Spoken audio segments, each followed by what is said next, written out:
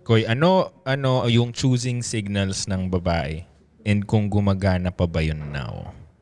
Gumagana pa rin yun kasi since unang panahon pa yan na na sistema eh.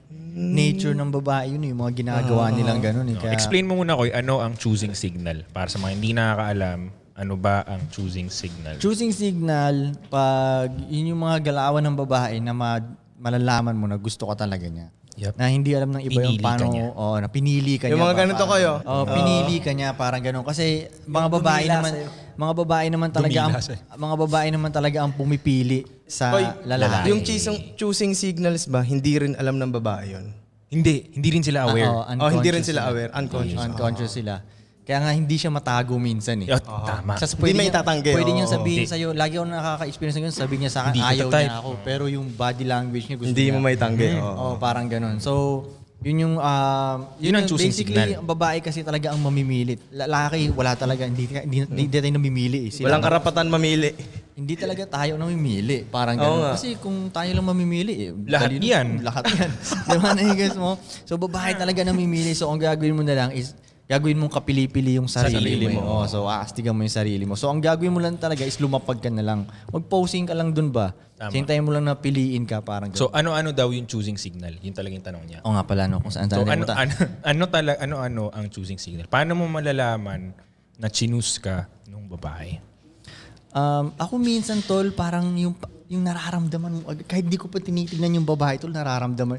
Pero medyo advanced na yun Oo, advanced na yung pakiramdam eh. Yung makikita muna nila. Yung makikita lang. Okay, body makikita language lang. siguro. Yung ganun nga ko, isa yun. Tsaka, hindi masyadong basic yan. Minsan gumaganyan lang din sila eh. Okay. Yung tol, may langaw. Tol, may langaw. Eye contact.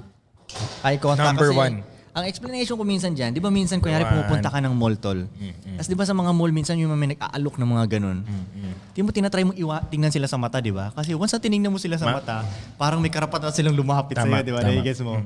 So, nai-guess mo.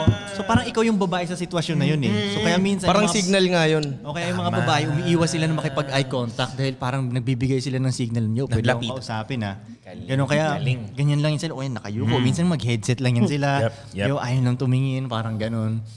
Pero ayun, pag tumingin siya sa'yo? Hindi, pwede naman ma-accidenting tingin lang. Pero yung malalaman medyo mo prolonged. naman, pag yung malagkit yung tingin ko.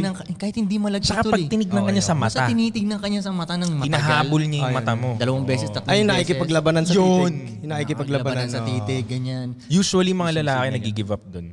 Oo, totoo, tol. Huwag kang ganun, tol. Pussy yun. Pag kina-eye contact ka ng babae, maganda siya, natakot ka, tumingin ka sa iba, talo ka. Oo, totoo. Battle yun eh. Psychological war yun eh. Pag nagtinginan kayo, maganda siyang babae, binigyan ka ng chance na tumingin ka rin pabalik, lapitan mo na. Totoo. Minsan pag tinitingnan lang ako, ganun, parang gumaganon ako sa kanila. Parang, ba? wag. Why? Wag. Pag tumingin ka.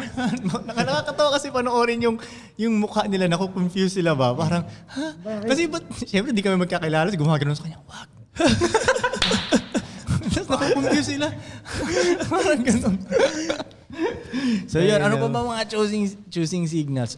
Sa mga kamay ko, isa kamay. Sa kamay sabi, body language yun. Pag nagkamot siya ng kakamay ng hindi ko alam yan. Malay mo, may kati-kati lang siya Malay mo, pero isa rin siya. Tapos, lalo na kapag nagpakita ng tenga or batok. Yung batok lalo na. Sobrang sexual na yun. Hindi, magtatali siya ng buhok. Tapos kita yun sobra na yun. Sobra yun. Sexual na masyado yun. Sobrang ano na yun. Hindi, pwedeng hindi tuloy. Pwedeng nag-aano lang yun. Minsan, ano lang ba? Parang gusto lang niya thirst trap. Thirst trap. Yun, thirst trap. Gusto lang niya malaman na nanggigigil ka sa kanya pero hindi kanya pinipili.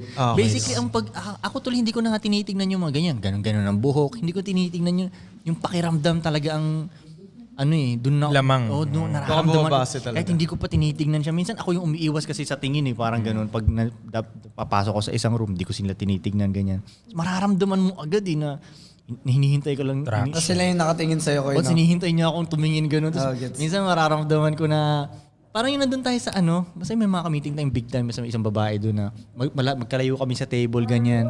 Kasi yung mga usap niya, related sa music lagi. Parang gusto Tapos di niya, mo pinapansin yung sinasabi niya, Koy. tumalikod na ako nga lalo. Kasi parang nararamdaman ko na, gusto nito kung sumabat kasi music usapan. Naaalala Hook. ko yun. Namuhook siya. Wala namang musician dun sa mga kausap niya, di ba? Pero laging tungkol sa music yung sinasabi Kilala mo niya. si ano, tropa ko si ano. Nag-collaborate ako kay ano. Yan, naalala ko yun siya, choosing Koy. signal talaga yun. Lalong akong tumalikod ng ganun, parang ganun. Basta yun, mga ganun ba? Takin na yung mga lalaking nagpapunta nga doon, na-threaten sa'yo eh. Doon sa babae na yun eh.